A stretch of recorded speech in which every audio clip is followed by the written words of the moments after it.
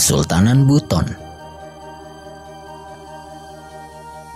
Kesultanan Buton terletak di wilayah yang sekarang menjadi bagian dari Provinsi Sulawesi Tenggara. Kerajaan Buton juga terdokumentasikan di Naskah Negara Kertagama, sebuah kitab yang berasal dari masa Majapahit. Dalam naskah yang ditulis oleh Empu Prapanca tersebut, terdapat nama Butuni yang merujuk pada Kerajaan Buton, sebuah kerajaan yang bercorak agama Hindu. Ketika itu, sudah terjalin hubungan yang baik antara Kerajaan Buton dengan Kerajaan Majapahit. Salah satu peninggalan Kesultanan Buton masih bisa ditemukan sampai sekarang adalah Benteng Keraton Buton yang terletak di kota Bau-Bau, Provinsi Sulawesi Tenggara. Benteng ini memiliki luas hingga 23 hektar, sehingga tercatat sebagai benteng terluas di dunia. Kesultanan Buton dikenal memiliki tradisi suksesi yang unik. Para pemimpin tidak dilantik berdasarkan keturunan langsung, tetapi melalui pemilihan oleh sebuah dewan yang disebut Sio Limbona. Hal inilah yang membedakan Kesultanan Buton dengan kerajaan atau kesultanan lainnya di Nusantara. Pada kisaran awal abad ke-13, 4 kelompok pendatang dari Melayu datang ke Pulau Buton. 4 kelompok itu datang dalam rentang waktu yang tidak bersamaan. Kelompok-kelompok pendatang dari Melayu itu kemudian mendirikan sebuah desa yang terpisah satu sama lain. Sementara desa-desa dari Melayu mulai berkembang, di beberapa tempat lainnya sudah berdiri terlebih dahulu desa-desa adat penduduk asli Buton. Dalam perkembangannya, terjadi interaksi yang cukup baik antara desa-desa pendatang dari Melayu dan desa-desa adat. Desa-desa tersebut pada abad ke-14 bersepakat untuk melebur dan membentuk sebuah kerajaan. Kerajaan yang baru berdiri itu dipimpin oleh seorang raja perempuan yang bergelar Raja Putri Wakaka. Raja Wakaka dan dilanjutkan para pemimpin Buton berikutnya mengucapkan sumpah sebagai Raja Buton di atas sebuah batu berlubang yang disebut dengan Batu Popawa. Satu kaki raja dimasukkan ke dalam lubang batu tersebut. Dalam pelantikan, sang raja akan mengucapkan sumpah bahwa dirinya akan terhisap masuk ke dalam bumi jika berlaku tidak adil dalam menjalankan tugasnya. Dalam perkembangannya, Kesultanan Buton tidak menerapkan sistem monarki atau kekuasaan berdasarkan keturunan langsung, tetapi penunjukan yang dilakukan oleh Dewan Pemilihan yang disebut dengan Sio Limbona. Sio Limbona artinya adalah 9 menteri utama. Pembentukan Sio Limbona dilakukan pada masa Sultan keempat. Kerajaan Buton pada masa kebesarannya mencakup wilayah Pulau Buton, Pulau Muna, Pulau Kobaena, Pulau Wawoni, dan Kepulauan Tuang Besi. Buton yang merupakan salah satu sumber cengkeh yang menjadi tujuan para pedagang dari berbagai penjuru di Nusantara. Pulau yang dilintasi jalur perdagangan ini lebih banyak menjual cengkeh karena tanahnya tidak begitu subur untuk menghasilkan aneka tanaman rempah-rempah. Buton yang dilintasi jalur perdagangan di Nusantara ini berhasil tumbuh sebagai negara maritim. Hasil pertanian yang tidak begitu baik berhasil diatasi dengan hasil laut yang melimpah. Setelah Raja Putri Wakaka wafat, kepemimpinan Buton dilanjutkan oleh Putri Raja Bulawambona. Putri Raja Bulawambona kemudian digantikan oleh Panca Patola yang bergelar Batara Guru. Pada masa kekuasaannya, wilayah Buton mengalami perluasan hingga ke Pulau Kobaena. Kobaena adalah pulau yang subur dan menghasilkan padi. Itulah kenapa pulau tersebut disebut dengan Kobaena, yang artinya tempat yang banyak padinya. Pada masa kekuasaan Raja keempat, yaitu Tuarade, wilayah kekuasaan Buton meluas lagi hingga ke Todangan, Bataoga, dan Wawoangi. Di era kekuasaan Raja kelima, Mulaye, yang memimpin dari tahun 1511 hingga 1538, kekuasaan Buton berhasil mencapai Luwu, Koname, dan Muna. Melalui perkawinan politik, wilayah-wilayah tersebut berhasil tunduk pada kekuasaan Buton tanpa melalui aksi militer. Pada masa-masa tersebut, Buton telah berhubungan dengan banyak kerajaan, dengan berbagai kebudayaan yang berbeda-beda. Agama Islam pun telah dikenal dari para pedagang Arab, Pasai atau Malaka. Pada abad ke-16, seorang ulama dari semenanjung Malaka, Syekh Abdul Wahid, datang ke Buton untuk menyebarkan agama Islam. Penyebaran agama Islam berhasil masuk hingga istana, sehingga mulai pun menjadi Muslim dan bergelar Muhammad Idham. Sebagai negara pesisir, Buton juga tidak lepas dari gangguan keamanan yang dilakukan oleh bajak laut. Laki Laponto, menantu dari Mulai, berhasil menghalau para bajak laut. Labalautio, pemimpin gerombolan bajak laut itu, tewas di tangan Laki Laponto. Atas jasanya ini, kelak Laki Laponto akan menduduki puncak kepemimpinan di Buton. Tahun 1538, Laki Laponto dilantik oleh Syekh Abdul Wahid menjadi penguasa Buton dengan gelar Sultan Murhum Kaimuddin Khalifatul Khamis, atau yang juga dikenal dengan Sultan Muhammad Kaimuddin I. Sebelumnya, Laki Laponto sudah menjadi Raja Buton selama 20 tahun, menggantikan Mulai. Pada masa inilah, Islam secara resmi menjadi agama negara dan Buton beralih menjadi kesultanan. Laki Laponto kelak mendapatkan julukan sebagai raja terakhir dan sultan pertama. Naiknya Sultan Murhum membuat 4 kerajaan kecil menggabungkan diri ke dalam Kesultanan Buton. 4 kerajaan itu meliputi Kerajaan Wabula, Kerajaan Todanga, Kerajaan Bombonawulu, dan Kerajaan Batanga. Seiring pengaruh Islam yang semakin menguat, maka hukum kerajaan pun mengalami penyesuaian. Hukum tata negara yang sebelumnya bersifat kerajaan diubah menjadi kesultanan yang berasaskan agama Islam. Sultan Murhum selama masa kepemimpinannya berupaya keras menjadikan Kesultanan Buton sebagai pusat penyebaran agama Islam di seluruh wilayah kekuasaannya. Selama menjadi puncak kekuasaan Buton, Sultan Murhum juga dikenal sebagai negarawan sekaligus diplomat ulung. Beliau berhasil mendamaikan perang berlarut-larut antara kerajaan Konawe dan Mekongga. Proses perdamaian itu terjadi dalam waktu 8 hari. Karena itulah Sultan Murhum mendapatkan julukan Halu Oleo, yang artinya adalah 8 hari. Pada masa kekuasaannya, Sultan Murhum memiliki pengaruh dan kewibawaan yang cukup besar di kawasan Nusantara bagian timur, meskipun wilayah Kesultanan Buton tidaklah cukup besar. Pada tahun 1564, setelah berkuasa selama 46 tahun, Sultan Murhum meninggal dunia. Jenazahnya kemudian dimakamkan di Bukit Lele Mangura dalam benteng keraton. Tahta Buton kemudian dilanjutkan oleh Latum Parasi yang bergelar Sultan Muhammad Kaimuddin II. Pada masa-masa selanjutnya, Kesultanan Buton berjalan dengan cukup stabil. Meskipun sempat mengalami konflik-konflik kecil dengan wilayah kekuasaannya atau kesultanan tetangganya seperti Ternate dan Goa. Pada masa kekuasaan Sultan Dayanu Ihsanuddin yang berlangsung dari tahun 1597 hingga 1631, seorang ulama yang bernama Syarif Muhammad datang ke Buton. Syarif Muhammad lebih dikenal sebagai Saidi Raba selama di Buton. Beliau terlibat banyak dalam penyebaran dan pengajaran agama Islam di Buton.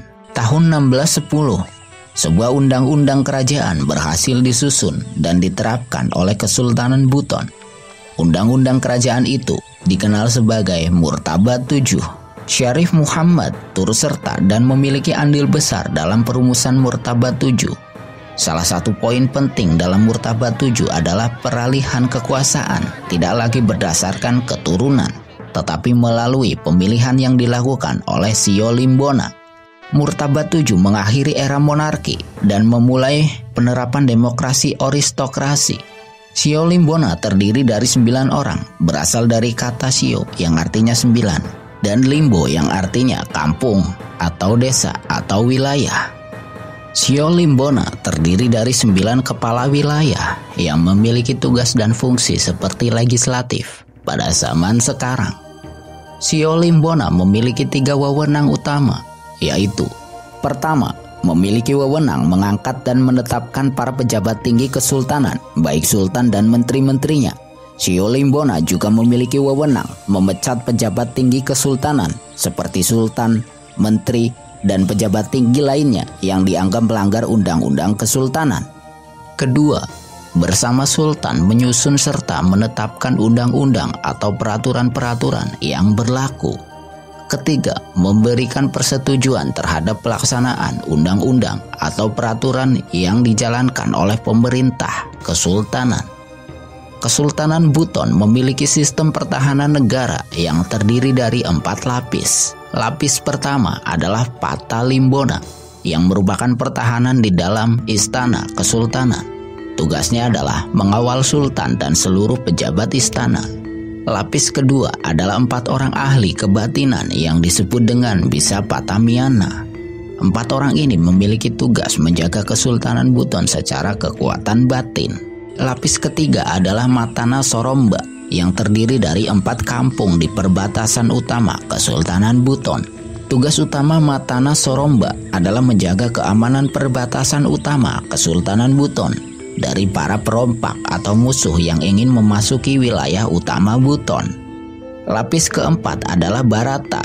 Sistem pertahanan ini bersifat kolektif di antara 4 kerajaan yang berbatasan dengan Kesultanan Buton. Satu kerajaan saling mendukung dengan kerajaan lainnya. Barata adalah sistem pertahanan yang merupakan perjanjian dari 4 kerajaan.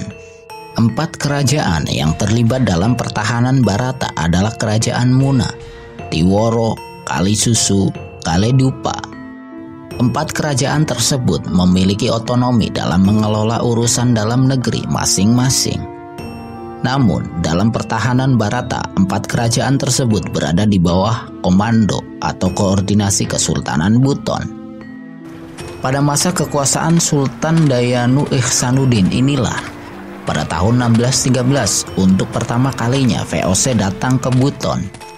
Kedatangan VOC disambut baik mengingat tujuan awalnya adalah berdagang. Hingga puluhan tahun lamanya, VOC berada di Buton dengan sikap yang baik tanpa ada gejala permusuhan. Tahun 1631, Sultan Dayanu Ihsanuddin tutup usia. Sio Limbona kemudian mengangkat Sultan Abdul Wahab sebagai penggantinya.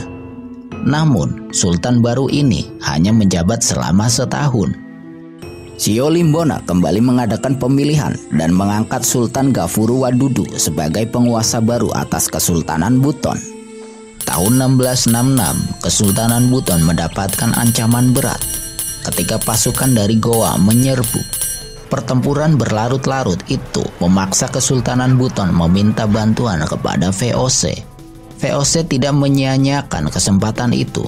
Bala bantuan VOC pun dikirim dari Batavia. Dari sinilah, kelak Kesultanan Buton akan menghadapi masalah lainnya yang tidak kalah berat, strategi adu domba ala VOC. Pertengahan abad ke-17, tepatnya tahun 1666, pasukan Goa dalam kekuatan besar semakin mendekati istana Kesultanan Buton.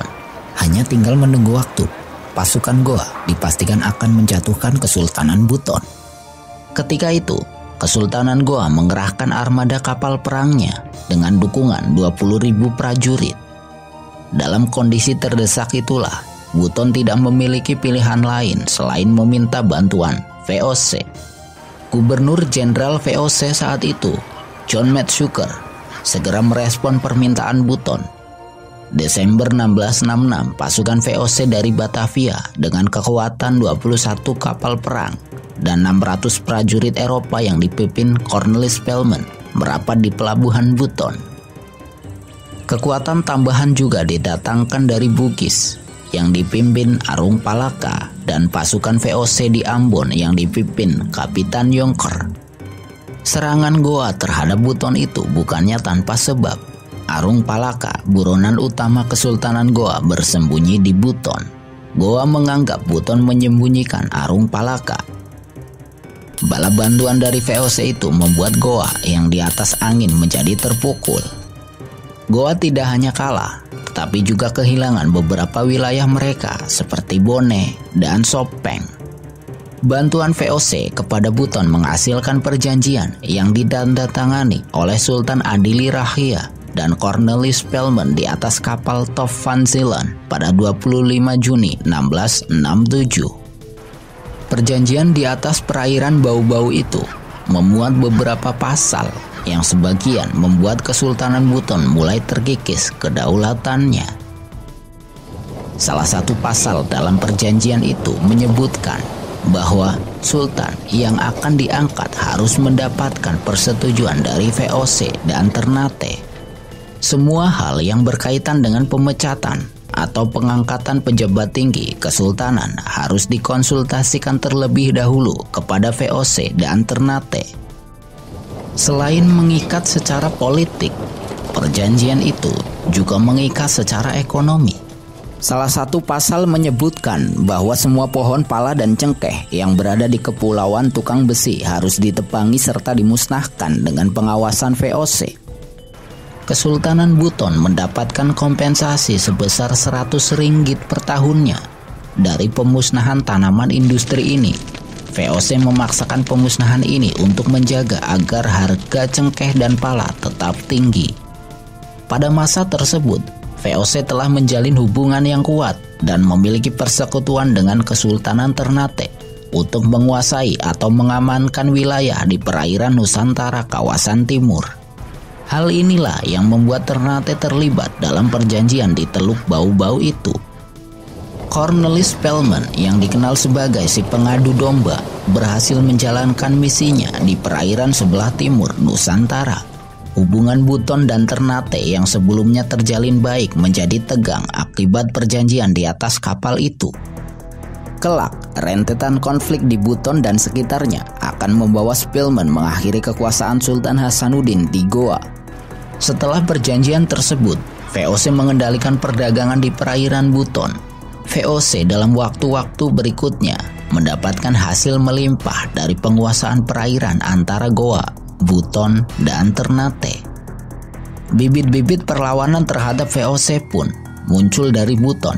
Namun, kekuatan militer VOC yang cukup tangguh membuat banyak pihak harus berpikir ulang jika melakukan perang terbuka dengan VOC.